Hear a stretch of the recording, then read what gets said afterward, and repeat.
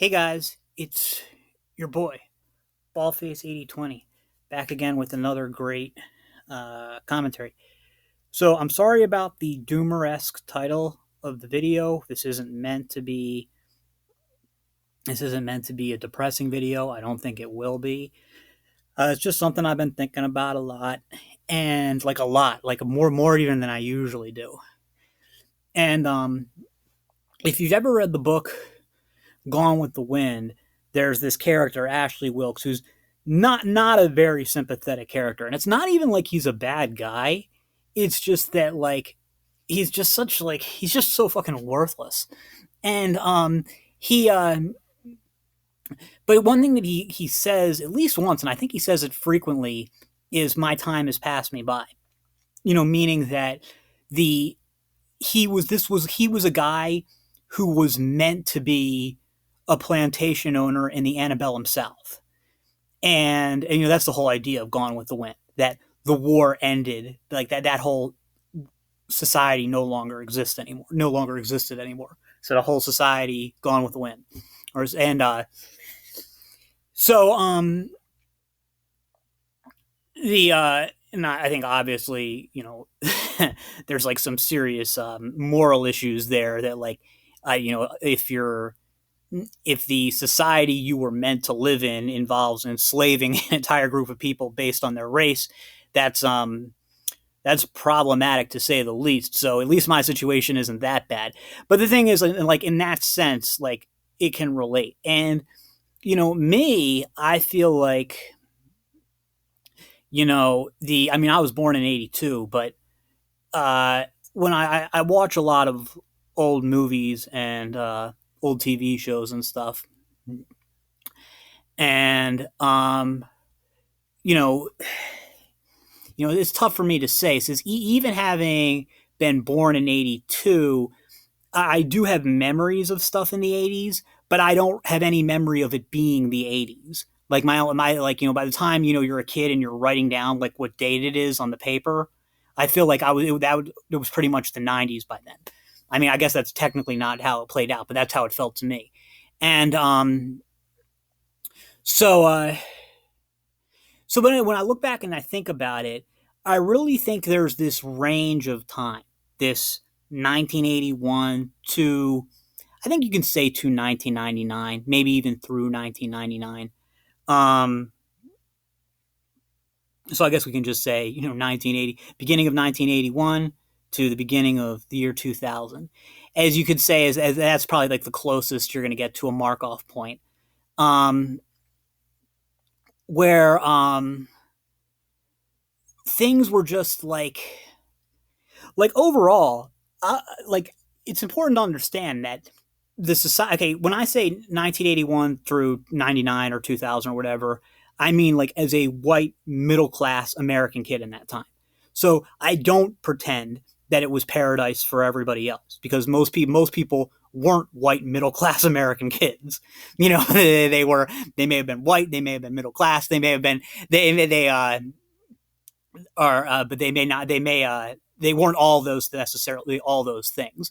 Although I would imagine that a lot of people of other races and other countries and other age groups could also relate to it as that time. It was like this weird sweet spot where you had the way it feels to me, at least, like, is you have this technological progress to, but with not with every technological progress, but with some technological progress, you lose things that are good.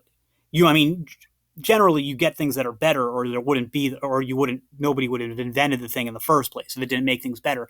But you lose things that are good. And I feel like that 81 through 99 time was the sweet spot where the good things about technological and cultural advancement um, still outweighed, or like still outweighed the bad things. And that and well, I mean, I guess that's kind of it. That's how I feel about those years then. And but another thing I would say though is that growing up, like if you had asked me, like, I technically, if I was born in '82, you could call me an '80s kid, But I don't feel that way at all. I feel like a '90s kid. Like I said, my entire formative years, I came of age in the '90s. I associate it with the '90s. Although for me, it was more, when I look back on it, more the early '90s. So which is kind of like the '80s. Uh, but I remember feeling, granted, as a pretty young guy, I'm talking about in the '90s. I'm talking about in the like even early mid '90s, thinking of the '80s as ancient history, a time that I was actually alive in. It just felt like it was like a completely different world. Um, and I remember, I think I've told this story before, being in a video store. Remember those things? And seeing the Breakfast Club up there and grabbing it and looking at the back of it, and read the synopsis of it, and at the bottom it said copyright 1985, and then going like, wow, the movie came out in 1985. That's like a million years ago. That's forever. Even though I was actually 3 years old at the time, and when it would have been released, and I think when this was happening, must have been 1993, 8 years earlier. So it would be the equivalent today of like seeing something from 2014.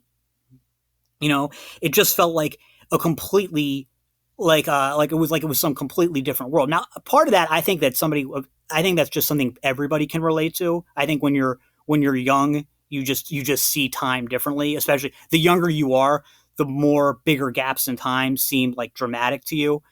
Um, but that's the thing though. So I grew up kind of more seeing myself as identifying with the '90s and the '80s. Even though I kind of liked '80s music, I always associated the '80s as being kind of really lame, and like cool stuff was from the '90s. And in fact, in the '90s, there was a lot of stuff like this, like I'm a woman of the '90s. This is the '90s. Get with the '90s. So like it was a very much more decade conscious time than the aughts, the tens, or the 20s are. Like I've never heard somebody say like, "Welcome to the 20s." Like because if you did say the 20s, people would think you were talking about the 1920s. But like jokes or just pop culture stuff about this being the '90s was like that went all throughout the '90s, throughout the entire time of the '90s. It was like from the beginning to the end, and but yeah, no. So I mean, it's really interesting, and by the it's I'm always wondering like when I should put the date of when the thing started to decline, because again, growing up in the '90s, I always felt like we were progressing. It always felt like things were getting better. Um, but I can see in hindsight some of the things we were starting to lose. Now, as late as the end of the '90s, video stores were still a big thing. Bookstores were still a huge thing. Both of those things essentially don't exist anymore. I mean, video stores really don't exist, and bookstores are very niche. So, but as late as the late '90s, those were still big things. So you hadn't really lost it, but you were already seeing the stuff, the beginnings of the things that would push them out. But I think that's kind of the difference, is that the internet we had the internet and cell phones in the late '90s. Although cell phones were not super common. A lot of people had pagers. I didn't. I always thought they were stupid. A lot of people had pagers. Some people carried cell phones, but at least most kids didn't. Um, by the early aughts, though, you started to see the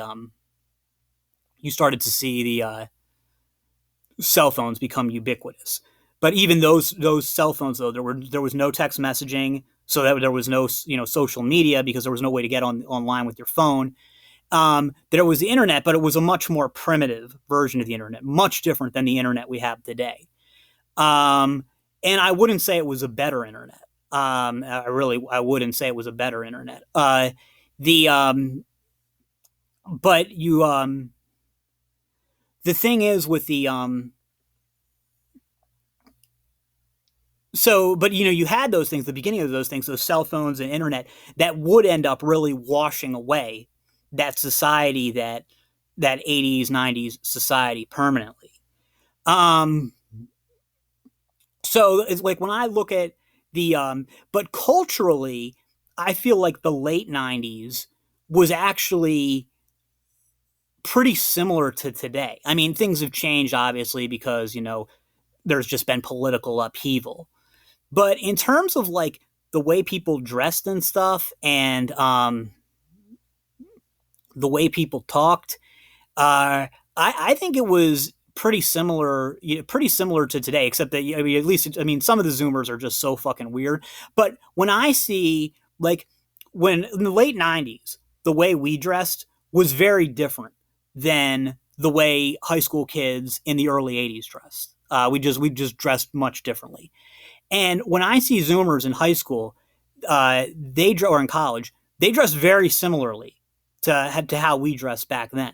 So, in a lot of ways, culturally, I think it really similar. Um, it's just that the technology was at a different time. But like if you're talking like overall though, like when I look back on it, um, me, especially I remember the late '80s and especially the early '90s. That's really when Generation X was really coming into its own, and Generation X was like hyped to shit. Like, oh, Generation X, Generation X. It was all talking about like appealing to Generation X. Like, Generation X is so cool. They even have a cool sounding name. Much more hype than there was some criticism of them too, just like there's criticism of millennials and Zoomers. The difference is, I don't remember anybody ever thinking millennials were cool. And certainly nobody thinks Zoomers are cool. They're like the most uncool generation ever. The but but the thing is, Generation X, when they were young, and obviously not all of them, but as a generation, they were really cool. Like, if you want to see the most Gen X movie ever, go watch Killing Zoe, or even just a scene of it, and it's just like, wow, this is Gen X at their most Gen Xness, and yeah, uh, so to me, I remember as a kid, I remember being a big hockey fan. I was a big hockey fan in grade school. So for third grade, how old would I have been? Third grade, I would have been not, if you turn 7 in first grade, you turn 8 in second grade, you turn 9 in third grade. So basically in the 91, 92 time. That's 91, 92, 93. You you know, I watching hockey and looking up to the hockey players in their 20s and thinking that they were so cool, and wanting to be just like them when I grew up, but assuming that the world that I grew up into was going to be just like the one we were living in now. And I'm guessing that that's probably common with a lot of kids. They just assume that, like, oh, by the time I'm in my 20s, things are going to be the same as they are now. But really, by the early 2000s, you'd started to see some changes, and then by the end of the 2000s, you'd seen a lot of changes. And it's just, I mean, I don't really know what to say other than that it's just the world that's gone, because it didn't actually just disappear. It kind of faded away. And I want to give some caveats too. Well, the first is that in the time that I'm calling the super paradise, the early parts, that 81 through 92, whatever, um, I remember being like bored out of my mind for a lot of it. There was a lot of times where I was just unbelievably out of this world bored. And because it's not like today, where whenever you're bored, you can just go read something like online or watch YouTube videos or something. Back then, when you were bored, there was nothing to do. You could play video games, video games that you've already played to death, that you're already bored of already, or you can, watch TV. And for me, we didn't have cable because my cheap ass parents wouldn't pay for it. Um, so for me, I really didn't have anything to watch. But that was basically it. So there would be a lot of times sitting around with friends when we were just bored, and I'm assuming that with friends and without friends, I'm assuming that that's probably a similar thing. Similar thing kids have today, other than they've got stuff to keep them occupied, obviously, that we didn't have. But if you just had like a bunch of guys hanging around, like they probably had the same problems with boredom that we had back then. Just like, well, what are we going to do? There's nothing to do, which is why I think high school kids get so into drinking and drugs, because you're just hanging around and there's nothing, So drugs has really become just a way to kill boredom. And so in that sense, like, I mean, on one sense, I don't. First of all, I don't want to over glamorize it in that sense because I was bored a lot. And but I'm going to say like another thing is that if you're somebody who like it prefers to keep to themselves, which wasn't what I was like as a kid, but it is like now. Like, I mean, it would have those years would have been really boring for me, because if I was living them now, because there just wouldn't have been that much to do. I mean, whereas now I can like read, like I said, I can read or watch videos whenever I want. So in a lot of ways, things have gotten better. Um, but so that's like, so there are caveats to it. I mean, like I said, nobody would have invented these things if they didn't make things a lot better.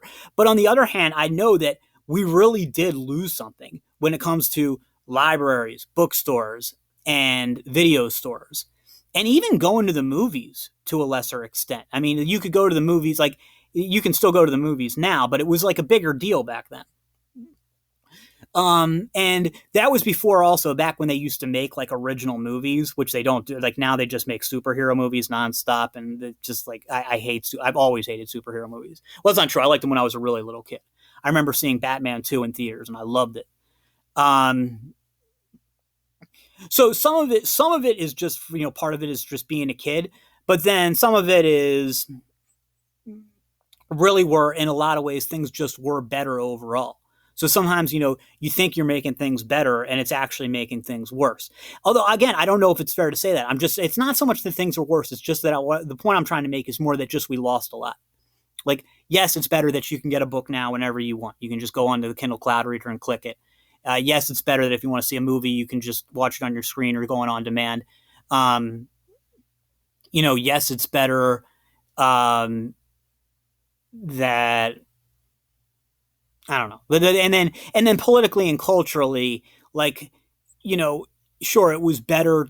I mean, it was definitely better back then because politics weren't as like, you know, it wasn't as tribalized or as racialized. Because the thing is, everybody on both sides just kind of implicitly understood that America is a white country. That the bulk, like, not that you have to be white to be an American, but it's just understood that America's 80% white, and even though this was incorrect, it's understood that it always will be. That's what everybody thought. So anybody, if you said something against immigration back then, people weren't thinking like, oh, you're trying to prevent demographic shifting. They're just saying it is like, oh, you've got a problem with non-whites. Like, why shouldn't you? Like, that's how people would have interpreted back then. That's how I would have interpreted it back then.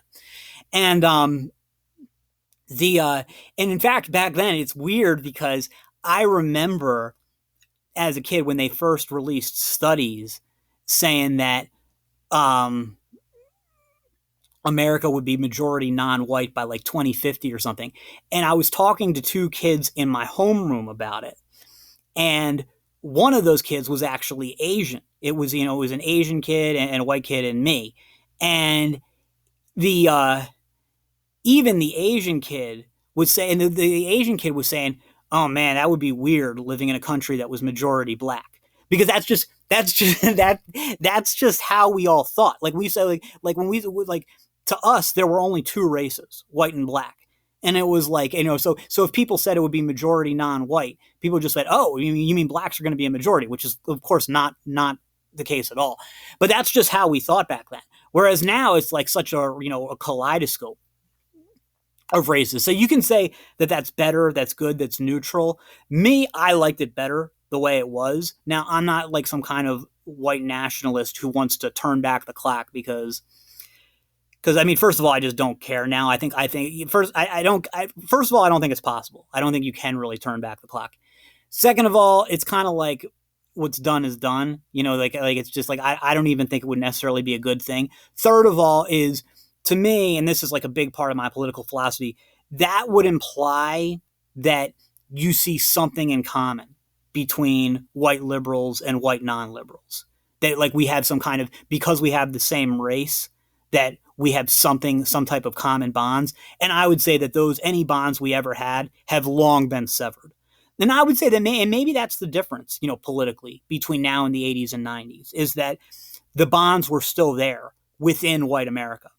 I mean, if you understand American politics as essentially an intra-white power struggle, there was at least bonds between white Americans then, and those have been severed. And I think it's for the best, actually. Um, but anyway, when it comes to the disappearance of America, I'll end on like kind of just relating it to politics. You hear lots of talks about restoring America and stuff like that, and you know, uh, whole "Make America Great Again" thing. But the thing is, if you look at that whole golden era going back to like post World War II, because I'm sure there's a lot of people who see like 1945 through 1965 the same way I see 1981 through 2000, or whatever. And but everybody would agree 1945 through 2000 it was the peak of America. Everybody would agree with that. At least the peak for white America. And the thing is, there's nothing really to mourn because it was never sustainable in the first place. Nobody stole it. Nobody took that America from us. It died of natural causes. Like it was always unsustainable. It was always destined to burn bright for a very short amount of time and then fade into oblivion. And maybe that seems depressing, but to me, that's like I know I'm a broken record on it. That's not what's depressing. What's depressing is that if we had sustained it, we would have all gotten bored of it. That's the real problem. That there's really nothing out there that you're going to sustainably be satisfied with. There's nothing. That's why so that's really what drives progress is dissatisfaction. So you try to like improve technology or make some social changes to try to make you satisfied, and nothing will ever work. There's nothing you can do to be permanently there. I mean, other than like some religious mystical experience, and good luck, I guess. I couldn't tell you about that firsthand. So to me, that's way worse. So I see like a lot of people who are angry, saying like, angry about the America we lost, and they blame the left for it. And it's like it's not the left's fault. It was going to happen anyway, and you couldn't even if everybody agreed with you politically, there's no way for you to restore that country, or to restore things whereas the '90s. No matter what you're willing to do, no matter what I mean, unless you were willing to actually like get rid of some technologies and stuff, and even then it wouldn't be the same. There's just like things come and go, and just like if the North hadn't won that Civil War against the South, it would have died anyway. No, I mean that society was never sustainable. It could only exist for a little bit of time. Societies are a lot like people; they come and go. That's all for now, and I'll see you in the next.